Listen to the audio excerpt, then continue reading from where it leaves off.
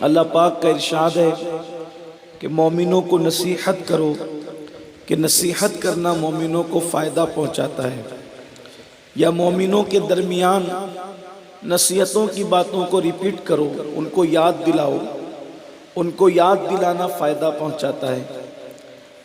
کربلا ہر سال یاد دلایا جاتا ہے، کربلا کا پیغام ہر سال یاد دلایا جاتا ہے، بلکہ ہر سال نہیں، حساس اور اہل عشق تو ہر آن یاد دلاتے ہیں، اس لیے کہ اسلام میں جو کربلا ہے، جو کربلا کا تصور اہل اسلام اہل سنت کے نزدیک ہے، یہ کربلا کیا ہے؟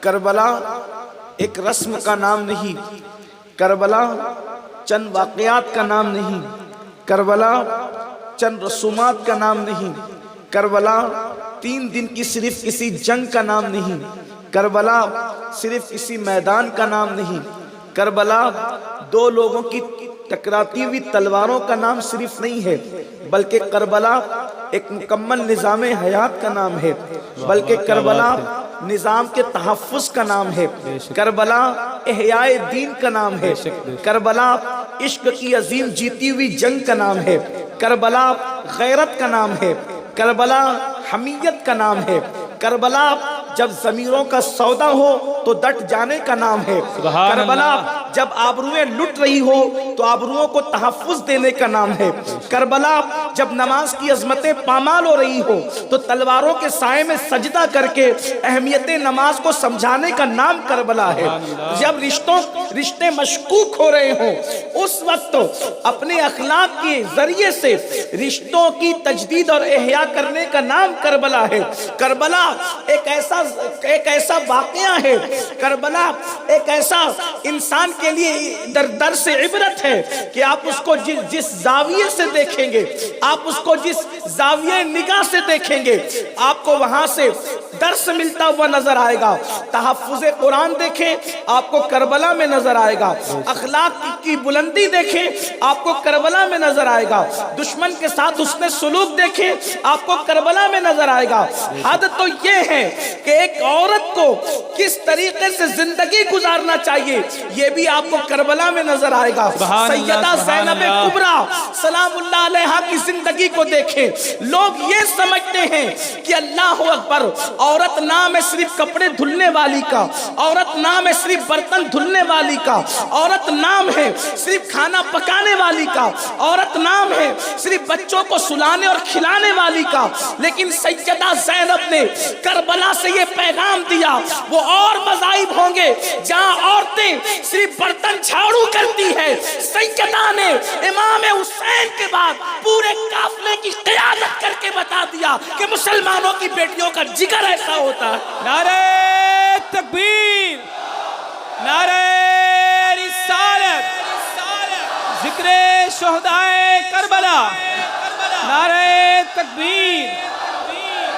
لوگ ہمیں تانا دیتے ہیں، مسلمان عورتوں کو پیچھے کرتے ہیں، ہم کہتے ہیں مسلمان عورت کو پیچھے نہیں کرتا۔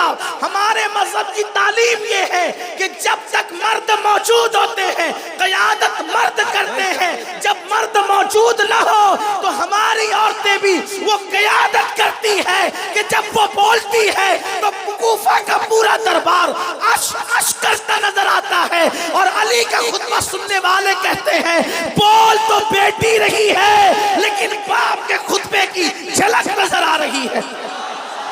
عظمت مصطفیٰ، عظمت مصطفیٰ، عظمت اسلام، عظمت اسلام۔ ہمارے یہاں بیٹیوں کی تربیت کا مزاج یہ ہے، ہمارے یہاں بیٹیوں کی تربیت کا انداز یہ ہے، اللہ اکبر، لیکن ہم نے کربلا کی اصلیت کو بھلایا ہے، ہم نے کربلا کی اہمیت کو بھلایا ہے، ہم نے کربلا کے معیار کو بھلایا ہے، ہم نے چند رسومات کو کربلا کی نظر کر دیا ہے۔ بلکہ بڑی معذرت کے ساتھ اگر میری قوم مجھے معاف کرے تو میں یہ کہوں گا کہاں کربلا دین کے تحفظ کا نام تھا اور ہم نے اس کو صرف شربت اور کھچڑے کے ترازو میں تولنے کی کوشش کی ہے۔ کسی کہنے والے نے یوں ہی نہیں کہا ہے، انسان کو بیدار تو ہو لینے دو، انسان کو بیدار تو ہو لینے دو، ہر قوم پکارے گی ہمارے ہیں حسین، ہر قوم پکارے گی ہمارے ہیں حسین۔ اللہ اکبر۔ میرے پیارے آقا علیہ الصلوۃ والتسلیم کے پیارے دیوانوں، کربلا سے ہمیں پیغام کیا مل رہا ہے، کربلا سے ہمیں سبق کیا مل رہا ہے؟ ہم جس نظر سے کربلا کو دیکھیں گے، آئیے آج کے ماحول کے تناظر میں میں آپ کے سامنے یہ بات عرض کروں، کربلا کیوں واقع ہوا، کربلا کیوں قائم ہوا، معرکہ کربلا وجود میں کیوں آیا؟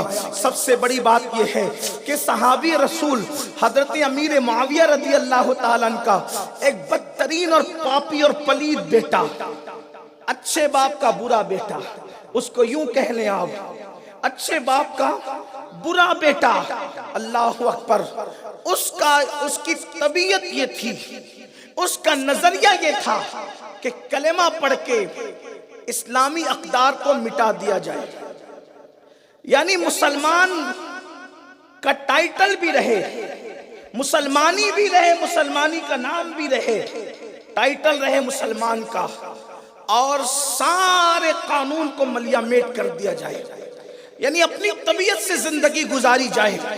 میرے جملوں پہ توجہ کرنا، ہم بندر کا ناچ بھی نچائیں، مسلمان بھی رہیں، شراب بھی پئیں، مسلمان بھی رہیں، نماز بھی نہ پڑھیں، مسلمان بھی رہیں، بہنوں اور بیٹیوں کے ساتھ پاپ بھی کریں، مسلمان بھی رہیں، سوتیلی ماں کے ساتھ نکاح کو جائز بھی قرار دیں، مسلمان بھی رہیں، قرآن سے کوسوں دور بھی رہیں، مسلمان بھی رہیں، اسلام کا مذاق بھی اڑائے، مسلمان بھی رہے۔ امام علی مقام علی جدی والی السلام نے سوچا کہ اگر یہی فکر رہی اسلام تو ختم ہو جائے گا۔ آپ نے اپنے گھر کے 18 یا 19 نفوس کو لے کر آپ بظاہر کوفہ کی طرف چلے، لیکن پہنچے کربلا میں، جس کا ذکر بہت پہلے سے مصطفیٰ جان رحمت کرتے رہے۔ امام حسین پیدا ہوئے تو کیا، ان کا بچپنا تھا تو کیا۔ کربلا کا ذکر خاندان نبوت میں اتنی کثرت اور اتنی تفصیل سے ہوا کہ حضرت عبداللہ ابن عباس فرماتے ہیں کہ نبی کے گھر کے بچے بچے کو پتا تھا کہ حسین میدان کربلا میں شہید ہوں گے۔ نبی پاک صلی اللہ علیہ وسلم نے کربلا اتنی تفصیل سے بتایا گھر والوں کو کہ صفین کی جنگ سے لوٹتے ہوئے جب مولائے کائنات کربلا کے میدان میں پہنچے تو روئے۔ کسی نے علی مرتضیٰ سے رونے کا سبب پوچھا تو علی مرتضیٰ فرماتے ہیں یہاں میرا بیٹا حسین شہید ہوگا۔ امام حسین بھی کربلا میں ساتھ تھے جب صفین سے لوٹ رہے تھے، امام حسن بھی ساتھ تھے، عباس علمدار بھی ساتھ تھے، صفین سے لوٹتے ہوئے سب ساتھ تھے۔ اور اس کے بعد سرکار مولائے کائنات نے یہاں تک نشاندہی کی، یہاں پہ اونٹ بیٹھیں گے، یہاں کجاوے رکھے جائیں گے، یہاں خیمے لگیں گے۔ اتنی تفصیل میرے نبی نے اپنے گھر والوں کو بتا دی تھی کہ کربلا کے پورے میدان میں امام علی مقام کے اونٹ کہاں بیٹھیں گے وہ بھی نبی کے گھر والوں کو پتا تھا، کجاوے کہاں رکھے جائیں گے یہ بھی نبی کے گھر والوں کو پتا تھا، خیمے کہاں لگائے جائیں گے یہ بھی نبی کے گھر والوں کو پتا تھا، کتنے لوگوں کی شہادت ہوگی یہ بھی نبی کے گھر والوں کو پتا تھا۔ اتنی تفصیل کے ساتھ میرے رسول نے کربلا بیان کی اپنے گھر والوں کے درمیان۔ یہ کوئی اتفاقی حادثہ نہ تھا، یہ اچانک کوئی سانحہ نہ تھا، بلکہ یہ کربلا ایک نظام کے تحفظ کے لیے تھا، نظریے کے تحفظ کے لیے تھا، شریعت کے تحفظ کے لیے تھا، اللہ کے قانون کی بقا کے لیے تھا۔ اور اس کے بعد امام علی مقام اپنے گھر کے 18 یا 19 لوگوں کو لے کر مکے میں مقیم ہوتے ہیں، پھر وہاں سے کوفے والوں کے خطوط آتے ہیں، آپ بظاہر کوفہ جا رہے تھے لیکن اس کے بعد آپ کربلا جاتے ہیں، مکے سے کچھ لوگ آپ کے ساتھ ہوئے، ان کی تعداد 60 تھی، آگے اور لوگ مل گئے، ان کی تعداد 72 یا 82 ہو گئی، اس طریقے سے تعداد میں اختلاف ہے، لیکن بہرحال یہ چند لوگوں کو لے کر امام حسین کربلا میں پہنچے۔ اب ایک سوال ہمارے جوانوں کے ذہن میں پیدا ہوتا ہے کہ امام علی مقام 22,000 کے مقابلے میں اتنی چھوٹی سی تعداد کو لے کر کے پہنچے، اتنی مختصر سی تعداد کو لے کر کے پہنچے۔ امام علی مقام اگر اعلان کرتے تو بڑی تعداد ہو جاتی، امام علی مقام اگر کہتے تو لوگ زیادہ جاتے۔ آپ یہ سمجھنے کی کوشش کریں امام حسین نے کسی کو بلایا نہیں، امام علی مقام نے کسی کو بلایا نہیں. میری محبت اور عقیدت یہ کہتی ہے اگر امام حسین بلا لیتے تو کربلا کا پورا میدان کم پڑ جاتا, کربلا کا پورا میدان کم پڑ جاتا. آپ کہیں گے یہ عقیدتوں کی بات ہوئی, میں کہتا ہوں یہ حقیقت بھی ہے. ارے نادان, اگر 1300 ساڑھے 1300 سال بیتنے کے بعد امام حسین کے نام پر جب اتنے لوگ جمع ہو جائیں کہ میدان کم پڑ جاتے ہیں تو پھر کربلا کا میدان امام حسین کی آواز پہ کیوں کم نہیں پڑتا؟ اور اگر میرے علماء مجھے اجازت دے تو میں سبق سنانے کی نیت سے ان کو یہ بات کہوں, اگر حسین اعلان کر دیتے تو جو زندہ لوگ شریف و کربلا میں نہ آتے, لوگ قبروں سے اٹھ کر کے کربلا میں آ جاتے, لوگ اللہ اکبر عالم ارواح سے کربلا میں آ جاتے. کہا یہ بھی کوئی بات ہوئی؟ غلو ہو گیا. ماں کا غلو نہیں ہوا. کیا تو نے روایت نہیں پڑھی؟ کم سے کم اہل سنت تو اس پر متفق ہے کہ جس وقت امام حسین کے بیٹوں کے بیٹوں کے بیٹوں کے بیٹوں کا بیٹا شیخ عبد القادر جیلانی غوث پاک بغداد کے منبر سے کہتے ہیں میرا یہ قدم ہر ولی کی گردن پر ہے, تو جو زمین کے اوپر تھے وہ سب کے سب جھکانے آ گئے, جو زمین کے اندر تھے وہ سب کے سب جھکانے آ گئے, جو عالم ارواح میں تھے وہ سب کے سب جھکانے آ گئے. جب ان کے بیٹے کی آواز پر لوگ سر جھکانے آ سکتے ہیں تو باپ کی آواز میں سر کٹانے کیوں نہیں؟ سبحان اللہ, سبحان اللہ. نعرہ تکبیر, نعرہ رسالت. یہ غوث اعظم کی آواز ہے. اور غوث اعظم کون ہے؟ امام حسین کے غلام کو غوث اعظم کہتے ہیں. بے شک, بے شک. ہم یہ بات کوئی شرم سے نہیں کہہ رہے ہیں, ہم یہ فخر سے کہہ رہے ہیں. جن کی نسبتوں پہ شیخ عبد القادر کو ناز ہے. شیخ عبد القادر جیلانی کہتے تھے میں حسنی اور حسینی ہوں. جیسے ہم کہتے ہیں نا ہم قادری, ہمیں قادری ہونے پہ فخر ہے. قادری ہوں شکر ہے رب قدیر کا, ہاتھوں میں دامن میں ہاتھوں میں میرے ہاتھ ہے پیران پیر کا. اللہ اکبر.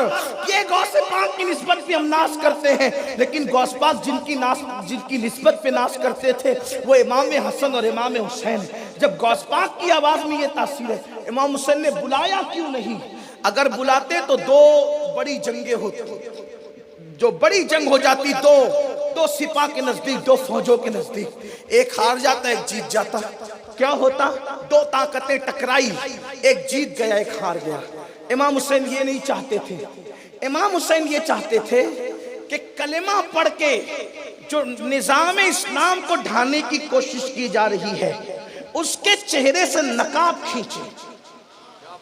امام بے نقاب کرنا چاہتے تھے اس منافقت کو, امام بے نقاب کرنا چاہتے تھے اس الحاد کو, امام بے نقاب کرنا چاہتے تھے اس بے دینی کو جو کلمے کے پردے میں پاپ کو پروان چڑھا رہا تھا, جو کلمے کے پردے میں نشے کو پروان چڑھا رہا تھا, جو کلمے کے پردے میں حرام کو پروان چڑھا رہا تھا. حسین نے چند نفوس کو لے جا کر اس کے چہرے سے نقاب کھینچا, اور وہ مظلومیت اور بے کسی کے بغیر ہو نہیں سکتا تھا. ورنہ اچھا امام حسین تو لڑے بھی نہیں, آپ نے تو صرف دفاع کیا اور شہید ہو گئے. واللہ اگر حسین لڑنے پر آتے, اگر حسین لڑنے پر آتے, یہ بھی کوئی مبالغہ نہیں, وہ فاتح خیبر کے بیٹے تھے. بے شک, بے شک. حسین کسی کمزور آدمی کا نام نہیں ہے, وہ فاتح خیبر کے بیٹے تھے. وہ دھول چٹا دیتے, لیکن آپ وہاں کرامتیں دکھانے نہیں گئے تھے, چہرہ بے نقاب کرنے گئے تھے. اور حسین پاک نے بتایا ہر وہ کلمہ پڑھنے والا, کربلا کا پیغام پیش کر رہا ہوں, جملے اب اگر کڑوے لگے تو معاف کرنا. اللہ اکبر. ہر وہ کلمہ پڑھنے والا جو کلمہ پڑھ کر اسلام کے قانون سے بغاوت کرے وہ اسی صف کا انسان ہے جس کے چہرے سے حسین نے نقاب نوچنے کی کوشش کی. اب آپ مجھے بتاؤ, آج کا کوئی مسلمان اگر کلمہ پڑھ کے مسجدوں سے کوسوں دور ہیں, لاکھ اپنے آپ کو حسینی کہے، ہم اپنے آپ کو لاکھ حسینی کہیں، مگر حسین تم کو حسینی ماننے کے لیے تیار نہیں ہے۔ اگر آپ کلمہ پڑھ کے آپ کے گھر کی فریج کے اندر شراب موجود ہے تو آپ اپنے آپ کو لاکھ حسینی کہیں، حسین آپ کو حسینی ماننے کے لیے تیار نہیں ہے۔ اللہ اکبر۔ جیسا کہ ابھی مفتی صاحب قبلہ فرما رہے تھے کہ سود عام ہو رہا ہے، مرد آنکھ بند کر کے بیٹھے ہیں، عورتیں سود کی طرف جا رہی ہے۔ اگر کوئی کلمہ پڑھ کے سود کھا رہا ہے اپنے آپ کو لاکھ حسینی کہیں، لیکن حسین پاک تمہیں حسینی ماننے کے لیے تیار نہیں ہے۔ اگر تمہاری بیٹیاں کوچنگ کے نام پہ، تمہاری بیٹیاں آزاد خیالی کے نام پہ، اگر تمہاری بیٹیاں ولیمے کے نام پہ، تمہاری بیٹیاں شادی بیاہ کے نام پہ بے پردہ گھوم رہی ہے، بغیر دوپٹے کے گھوم رہی ہے، بے حجاب و بے نقاب گھوم رہی ہے، آپ اپنے آپ کو لاکھ حسینی کہیں، حسین تمہیں حسینی ماننے کے لیے تیار نہیں ہے۔ اس لیے کہ حسینیت کی فہرست میرے ہاتھ سے نہیں بنے گی، حسینیت کی فہرست مفتی صاحب کے ہاتھ سے نہیں بنے گی، حسینیت کی فہرست مسید صاحب کے ہاتھ سے نہیں بنے گی، ناظم صاحب کے ہاتھ سے نہیں بنے گی۔ فہرست حسینیت میں وہی آئے گا جس کو مولا حسین چاہیں گے۔ اب حسین کیا بتا رہے ہیں، ذرا توجہ کرنا میری قوم کے جوانوں، اپنے آپ کو فریب مت دو، اپنے آپ کو دھوکہ مت دو، خود فریبی کا شکار نہ بنو۔ شیطان نے تمہیں اغوا کیا، شیطان نے تمہاری فکر کو اغوا کیا، شیطان نے خیالات کو اغوا کیا، شیطان نے ذہن کو اغوا کیا۔ اللہ اکبر۔ امام حسین نے بتایا اگر کسی کے ہاتھ میں شراب ہوگا، شراب، اور وہ صحابی کا بیٹا ہوگا تو بھی میں اس کو قبول نہیں کروں گا۔ کیا بات ہے جی۔ یہ جو میں بار بار صحابی کہہ رہا ہوں نا، آپ اس کو کوئی غلط رنگ نہیں دینا۔ حضرت امیر معاویہ کے حوالے سے ہمارا موقف وہی ہے جو اعتقاد الاحباب میں امام اہل سنت سیدی اعلیٰ حضرت نے بیان کر دیا۔ بے شک سبحان اللہ۔ لیکن آپ اس کو کوئی غلط رنگ نہیں دینا، میں یزید کی بدبختی بیان کر رہا ہوں اور اس سے جوڑ کر پھر بتا رہا ہوں کہ یزید کے کردار پر کون کون ہے، یہ انداز بیاں ہے، ورنہ واللہ ہم کسی صحابی کی توہین کے تصور بھی نہیں کر سکتے۔ نبی کا ہر صحابی ہمارے لیے قابل تعظیم ہے، اور صرف قابل تعظیم نہیں ہے، ہم کسی ولی کو بھی کسی صحابی کے برابر نہیں مانتے، بے شک بے شک۔ کسی ولی کو بھی۔ یہ ہمارا نظریہ اہل سنت و جماعت کا، اہل سنت کا ہے بیڑا پار۔ اصحاب حضور نجم ہے اور ناؤ ہے، عطرت رسول اللہ کی جس مسلمان نے دیکھا انہیں ایک نظر، اس نظر کی بصارت پہ لاکھوں سلام۔ تن من دھن تیرے قدم پر وارے، تن من دھن تیرے قدم پر وارے، کیا نصیبیں ہیں تیرے یاروں کے، کیا نصیبیں ہیں تیرے یاروں کے۔ تو عرض کر رہا تھا، اب میرے جوانوں ذرا توجہ کرنا، میں یقین سے یہ بات جانتا ہوں، مجھے پتا ہے، میرا قلب اس بات پہ مطمئن ہے کہ میرے سامنے جو بھی مجمع بیٹھا ہے وہ ایسا سچا پکا حسین کا عاشق ہے۔ حسین پاک کے نام پہ ان سے جان مانگو، یہ جان دے دیں گے، مال مانگو، یہ مال دے دیں گے، یہ وقت قربان کریں گے، یہ بچہ قربان کریں گے، یہ سب قربان کریں گے۔ مجھے پتا ہے، میں جانتا ہوں امام حسین سے تم کتنی محبت کرتے ہو، لیکن بات اتنی ہے کہ طریقے محبت سے ناواقف ہو، تقاضے محبت سے ناواقف ہو، محبت کا تقاضا کیا اس سے ناواقف ہو۔ اسی بھولے ہوئے سبق کو یاد دلانے کے لیے پیغام کربلا کی یہ محفل منعقد ہوئی ہے۔ اب میں عرض کرنا چاہ رہا ہوں، دل کے کانوں سے سننا اور توجہ کرنا۔ اگر ہاتھ میں شراب کا کٹورا ہو، امام کہتے ہیں میں صحابی کا بیٹا ہوگا اس کو بھی قبول کرنے کے لیے تیار نہیں ہوں۔ آپ مجھے بتائیں، اگر ہاتھ میں شراب کا پیالہ ہو، حسین پاک صحابی کے بیٹے کو بھی پسند نہیں کر رہے ہیں، اس کو بھی قبول نہیں کر رہے ہیں، اور پسند نہ کرنا، قبول نہ کرنا یہ ایک الگ عنوان ہے، بلکہ اس سے جنگ کر رہے ہیں، جنگ۔ پتا چلا حسین کیا پیغام دے رہے کربلا سے، میری جنگ ہر اس سے ہے جس کے ہاتھ میں شراب کا کٹورا ہے، میری جنگ ہر اس انسان سے ہے جس کے ہاتھ میں شراب کا کٹورا ہے۔ اب مجھے بتاؤ، حسین سے جو لڑا اس کی قبر کا نشان بھی مٹ گیا، اس کی قبر کا نشان بھی ختم ہو گیا۔ صحابی کا بیٹا ہو کر، عربی النسل ہو کر، وقت کا تاجدار ہو کر، وقت کا حاکم ہو کر، آپ اور ہم کیا ہے جو حسین سے لڑے؟ آپ نہیں لڑ رہے ہو، لیکن حسین کی جنگ ہر اس سے جس کے ہاتھ میں شراب کا کٹورا ہے، حسین کی جنگ ہر اس شخص سے ہے جو حرام کھا رہا ہے، جس کے گھر میں حرام پہنچ رہا ہے، ہر اس شخص سے حسین کی جنگ ہے۔ یزید کے گھر میں کیا تھا؟ ریشم۔ یزید کے گھر میں کیا تھا؟ درندوں کی کھالیں۔ یزید کے گھر میں کیا تھا؟ ریشم۔ یزید کے گھر میں کیا تھا؟ درندوں کی کھالیں۔ یزید کے گھر میں کیا تھا؟ قوم کا مال لوٹ کر کے کھانا، قوم سے ٹیکس کے نام پر پیسے وصول کر کے کھانا، قوم کا ہڑپ کر جانا، یہی سب تو وہ کچھ کر رہا تھا۔ بلکہ بڑی معذرت کے ساتھ اگر آپ تاریخ اٹھا کر کے دیکھیں تو سود کو بھی حلال کرنے کی کوشش کی تھی۔ آپ ابن جریر طبری کو اٹھا کے پڑھیں، ابن کثیر کو دیکھیں۔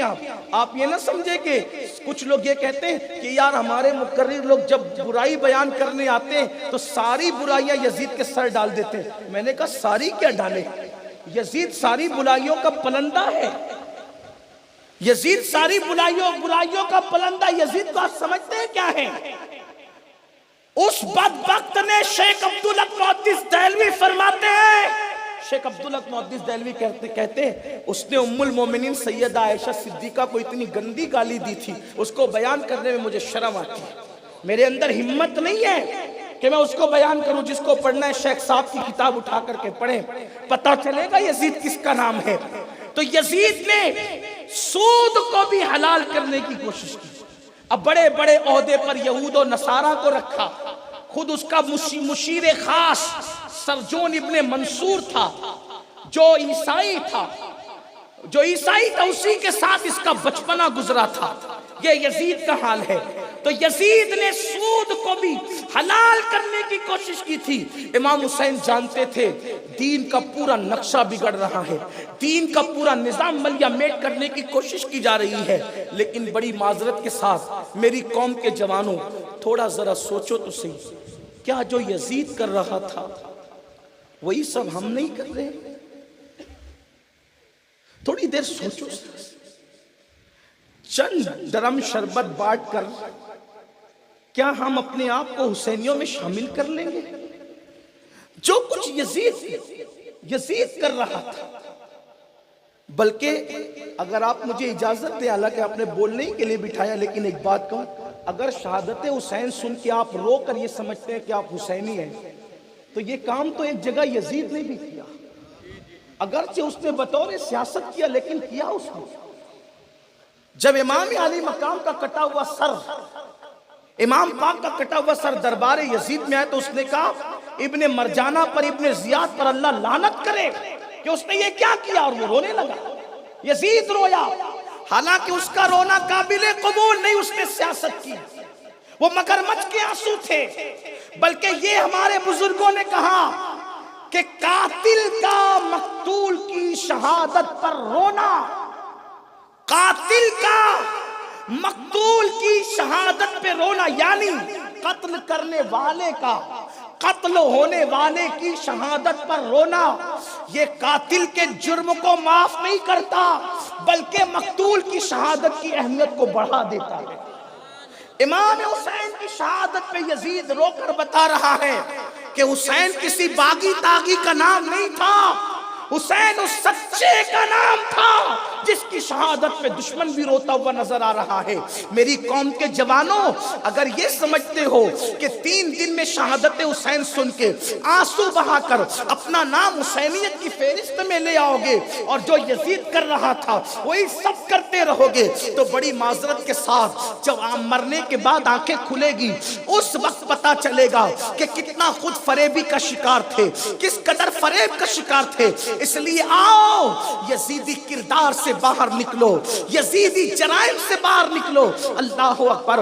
مسلمان بھول گئے کہ اللہ کے رسول صلی اللہ علیہ وآلہ وسلم نے ارشاد فرمایا کہ جس کے پیٹ میں سود کا ایک لقمہ جاتا ہے، ایک لقمہ سود کا جاتا ہے، اللہ تبارک و تعالی 40 دن تک نہ اس کی عبادتیں قبول کرتا ہے، نہ اس کی دعائیں قبول کرتا ہے، بلکہ اللہ اکبر قیامت کے دن کے حوالے سے فرمایا گیا جن لوگوں نے دنیا میں سود کھایا ہوگا، میں اپنی ماں اور بہنوں کی توجہ چاہتا ہوں، جن لوگوں نے سود کھایا ہوگا، جنہوں نے سود کھایا ہوگا، اللہ اکبر جب وہ قیامت کے دن اٹھیں گے تو اس طریقے سے اٹھیں گے ایسا لگے گا کہ جیسے وہ آسیب زدہ ہیں، ان پر کسی آسیب کا اثر ہو گیا ہے، اور ان کے پیٹ مٹکوں کی طرح بڑے بڑے ہوں گے، اور ان کے پیر چھوٹے چھوٹے ہوں گے، ان کا سر بھی چھوٹا ہوگا، اور ان کے پیٹ کے اندر سانپ اور بچھو ہوں گے، ان کے پیٹ کے اندر انگارے ہوں گے، اور جب وہ چلنے کی کوشش کریں گے وہ گر پڑیں گے ایسے جیسے کوئی آسیب زدہ ہوتا ہے۔ اللہ اکبر۔ میرے آقا علیہ الصلوۃ والتسلیم کے دیوانوں، میں اپنی بہنوں سے پوچھتا ہوں، آپ سے پوچھتا ہوں، کیا لقمہ ہی سب کچھ ہو گیا؟ کیا کھانا پینا ہی سب کچھ ہو گیا؟ ایمان کی غیرت کہاں ہے؟ ایمان کی حمیت کہاں ہے؟ ایک بات مجھے کربلا سے، میں نے ابھی دعویٰ کیا نا، جو عنوان چاہو کربلا میں ہے، یہ دیکھو لقمہ حلال کا عنوان، لقمہ حلال کا عنوان کربلا میں کیا ہے؟ کتنے دن کے بھوکے تھے؟ کتنے دن کے بھوکے تھے؟ 3 دن تو ادھر گزر گئے، 3 دن ادھر گزر گئے۔ اس کے بعد کربلا سے قافلہ چلا کوفہ کی طرف، کربلا سے قافلہ چلا کوفہ کی طرف، اس میں تقریباً 8 دن اور گزرے، اس لیے کہ کربلا سے کوفہ کا فاصلہ 100 کلومیٹر کے اوپر ہے، تو اگر یہ 3 دن اور اس کے ساتھ 5 دن بھی ملا لیں تو 8 دن ہو جاتے ہیں۔ ان 8 دنوں کے اندر اونٹ کی ننگی پیٹھ پر بیویاں بیٹھی ہوئی ہے۔ میں اپنی بہنوں کی خصوصی توجہ چاہتا ہوں، اور یہ میں اہل سنت کی کتاب سے بیان کر رہا ہوں، بہت دور بہت بڑی بڑی کتابوں کی طرف جانے کی ضرورت نہیں ہے، آپ خطبات محرم اٹھا کر کے پڑھیں کہ اونٹ کی ننگی پیٹھوں پر بیویوں کو بٹھایا گیا۔ استاد زمان مولانا حسن بریلوی کی جس کی تصدیق سیدی اعلیٰ حضرت اور مفتی اعظم نے کیا، انہیں قیامت اٹھا کر کے پڑھیں، اور ابن جریر طبری کی تو پورا ماخذ لوگوں نے اسی سے لیا ہے، تمام لوگوں نے۔ اور یہ ابن جریر طبری کون ہے؟ دنیا اسلام کا قرآن کی سب سے پہلے تفسیر لکھنے والا مصنف، جس نے سب سے پہلے قرآن کی تفسیر لکھی اس پیرائے میں، وہ ابن جریر طبری، تفسیر طبری کے مصنف۔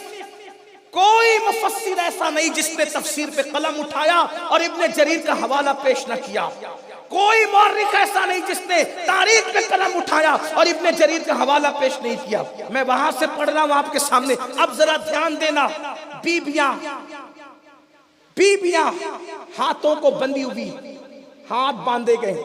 میں یہاں پہنچ کر بے چین اس لیے ہوتا ہوں کہ جس نبی نے کافر کی بیٹیوں کو بھی ننگے سر نہیں دیکھا، حاتم تائی کی بیٹی جب ننگے سر دربار مصطفیٰ کریم میں لائی گئی تو میرے نبی نے اپنی چادر اس کے سر پہ ڈال کے پوری کائنات کو پیغام دیا، بیٹی کسی کی بھی ہو، بیٹی بیٹی ہوتی ہے۔ سبحان اللہ۔ بیٹی اگر کافر کی بھی ہو تو بیٹی بیٹی ہوتی ہے۔ ہائے ہائے، جس نبی نے کافر کی بیٹیوں کے سر پہ دوپٹے ڈال کر بیٹیوں کی عظمت کو بلندی عطا کی، بیٹیوں کی عظمت کو عروج عطا کیا، آج اسی نبی کی بیٹیاں ہاتھوں میں ہتھکڑیاں ہیں اور اونٹوں کی ننگی پیٹھ پر بغیر دوپٹے کے بٹھائی گئی ہے، چادریں چھین لی گئی ہے۔ اللہ اکبر، ایسے باندھا گیا ہے، ایسے کہ اگر چھوٹے بچے بڑوں کے ساتھ جو باندھے گئے تھے، بڑے اگر اٹھتے ہیں تو چھوٹے بچوں کو تکلیف ہوتی ہے، اور بچوں کا خیال رکھا جاتا ہے تو بڑوں کو جھک کر بیٹھنا ہوتا ہے۔ اس انداز کے ساتھ بیٹھے ہوئے ہیں، وہ قافلہ بھوکا پیاسا ہے، اگر ان کی بھوک کا محتاط اندازہ لگایا جائے تو کم سے کم 8 دن بنتے ہیں۔ آپ مجھے بتاؤ، اس میں 7 سال کی ننھی بچی بھی ہے، اس میں 5 سال کا بچہ بھی ہے، اس میں اللہ اکبر 4 سال کا بچہ بھی ہے، خواتین بھی ہے، اور ایک بیمار زین العابدین بھی ہے. بھوک کسی کی بھی ہو، ایسا نہیں کہ بڑوں میں بھوک برداشت کرنے کی طاقت زیادہ ہوتی ہے. 8 دن ہوئے بھوکے رہے اور اوپر سے ہاتھ کی ہتھکڑیاں الگ ہے، ننگی پیٹھ پر بیویوں کا بیٹھنا الگ ہے اور وہ بھی جھک کر کے بیٹھنا الگ ہے. ایسے میں جب کوفہ چلے وہ لوگ تو کوفہ میں اعلان کیا ہو رہا تھا پتا ہے؟ مظلومیت اہل بیت. کوفہ میں اعلان یہ ہو رہا تھا، کوفہ والوں جو لوگ ڈکیتی کرتے تھے راستوں اور چوراہوں پر بیٹھ کر، ہم نے ان کے مردوں کو قتل کر دیا ہے اور ان کی عورتوں کو اور بچوں کو ہم قیدی بنا کر کے لا رہے ہیں. وہ قیدی ذرا ان کا تماشا دیکھنے کے لیے نکلو. اس لیے کہ ابن زیاد جانتا تھا اگر کوفہ میں یہ اعلان ہوگا کہ حسین کا کٹا ہوا سر آ رہا ہے، حسین کی بیویاں اور بیٹیاں قیدی ہو کے آ رہی ہے، یہ لوگ تو مار ڈالیں گے، ان کو زندہ نہیں چھوڑیں گے. اس لیے اعلان کیا تھا؟ آؤ تماشا دیکھنے کے لیے نکلو. ان کا جن کے شوہر ڈکیتی کرتے تھے شاہراہوں پہ بیٹھ کر کے، انہیں ہم نے قتل کر دیا، ان کے سر آ رہے ہیں. ان کی بیٹی اور بیٹیوں کو قیدی بنا کے لا رہے ہیں. تو عورتیں کوفہ کی چھتوں پہ چڑھ گئی. ذرا توجہ کرنا، عورتیں چھتوں پہ چڑھ گئی، مرد بازاروں کے اندر اور راستوں کے اندر بہت شوق و ذوق کے ساتھ دیکھنے لگے. وہ کون ڈاکو لوگ تھے جو چوراہوں پہ بیٹھ کر جنگلوں میں مال لوٹا کرتے تھے؟ ان کے سر آ رہے ہیں. لیکن اللہ اکبر، جب یہ سر آئے ہیں اللہ اللہ، اور اس کے بعد بیویوں کا قافلہ آیا ہے، بیویوں کا قافلہ آیا ہے، تو کچھ عورتیں کوفہ کی روٹیاں جو ہے ان پہ نچھاور کرنے لگی اور کہنے لگی چونکہ قیدیوں کو کھانا کھلانے کا ثواب ہے، قیدیوں کو کھانا کھلانے کا ثواب ہے، قیدیوں کو کھانا کھلانے کا اجر ہے، اسیروں کو کھانا کھلانے کا اجر ہے، کھجوریں اور روٹیاں ان کی طرف پھینکنے لگی. سیدہ سکینہ نے اپنی پھوپھی کی طرف نظر کی. پھوپھی اتنے دن کی بھوک ہے اور یہ تازہ روٹیاں سامنے آئی ہے، یہ تازہ روٹیاں سامنے آئی ہے، کیا ہم کھا سکتی ہیں؟ سیدہ زینب نے پوچھا اے کوفہ کی عورتوں یہ کیا دے رہی ہو ہمیں؟ تو کوفہ کی عورتوں نے کہا اے قیدیوں یہ صدقہ ہے، صدقہ. اللہ اکبر، یہ حسین پاک کے گھر کا ماحول ہے، یہ رسول اللہ کے گھر کا ماحول ہے، یہ نبی کے گھر کا ماحول ہے. 8 دن کے بھوکے ہیں اور جب صدقہ تازی روٹی کی شکل میں بچوں اور پہ پھینکا جاتا ہے، عورتوں پہ پھینکا جاتا ہے.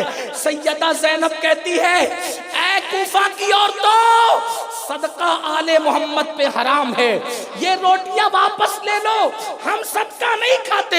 آپ سے پوچھنا چاہتا ہوں 8 دن کی بھوک کے بعد اگر صدقہ مل رہا تھا کوئی راستہ تو تھا نا موجود، لیکن یہ غیرت آل محمد تھی، یہ اہل بیت کی غیرت تھی.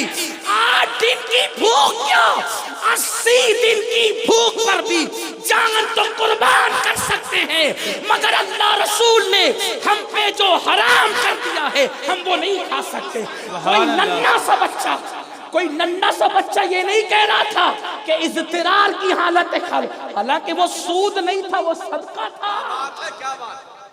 وہ سود نہیں تھا، صدقہ تھا. لیکن چونکہ حرام تھا آل محمد پر، حرام تو حرام ہوتا ہے چاہے سود ہو چاہے صدقہ ہو. جس پہ حلال کر دیا حلال کر دے، جس پہ حرام کر دیا حرام کر دیا. سود تو کسی پر بھی حلال نہیں ہے، صدقہ تو اوروں پر حلال ہے نا، صدقے کی حلت تو اوروں پر ہے نا.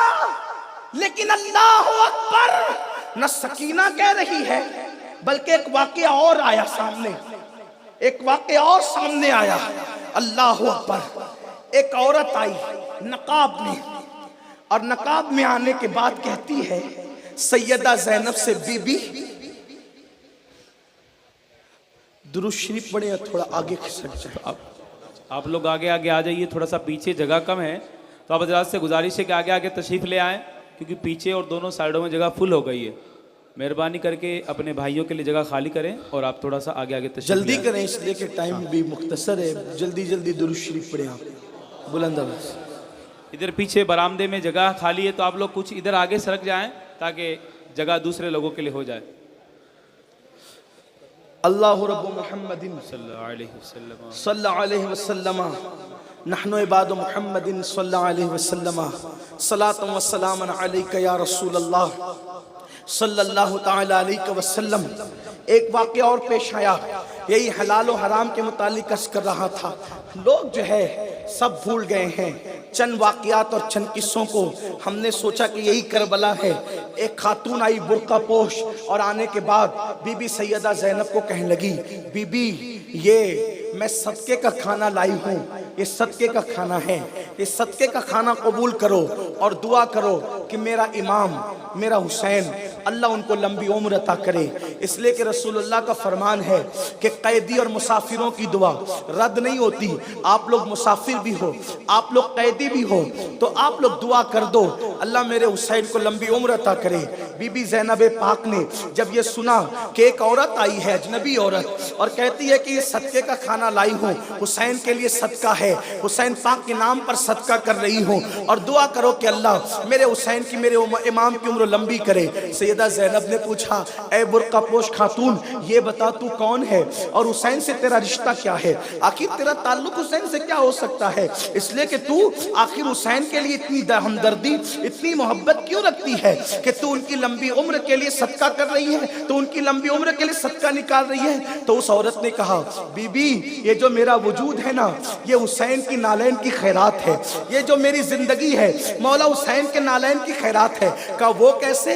تو کہا وہ اس طرح سے کہ جب میرا بچپنا تھا، میرے والد صحابی ہیں اور مدینہ منورہ میں میرے والد رہتے تھے، میرا بچپنا مدینہ طیبہ میں گزرا، میرا بچپنا مدینہ الرسول میں گزرا، اللہ اکبر۔ اور جب میرا بچپنا مدینہ طیبہ میں گزرا، اس وقت طبیبوں نے، حکیموں نے جواب دے دیا تھا کہ یہ بچی اب بچے گی نہیں، مر جائے گی، اس کی کوئی گارنٹی نہیں ہے زندگی کی، یہ بچی مر جائے گی۔ حضرت تشریف امیر محترم حضرت العلامہ حافظ و قاری مولانا محمد شاکر علی نوری صاحب قبلہ، جن کو اہل راجستھان بلکہ تمام اہل اسلام جو ہے وہ جانتے ہیں، اور آپ کی شخصیت کوئی ایسی شخصیت نہیں ہے کہ جو ڈھکی چھپی ہو، بلکہ آپ نے پوری دنیا میں محبت رسول کے حوالے سے اور اہل سنت و جماعت کے حوالے سے جو کارنامے انجام دیے ہیں وہ پوری دنیا کے سامنے جگ ظاہر ہے۔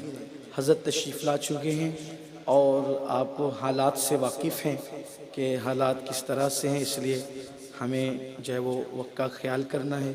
اس لیے میں اپنی گفتگو کو قبلہ امیر محترم، اس لیے کہ ہم لوگ اگر میں گفتگو کروں تو بہت زیادہ میں آپ کی معلومات میں اضافہ نہیں کر سکتا، لیکن جن سے سن کر، جن کی تربیت پا کر ہم لوگ آپ کے درمیان آپ کی خدمت کرتے ہیں، ان کی فکر انگیز گفتگو آپ سنیں تاکہ آپ کو بھی فائدہ پہنچے، مجھے بھی پہنچے۔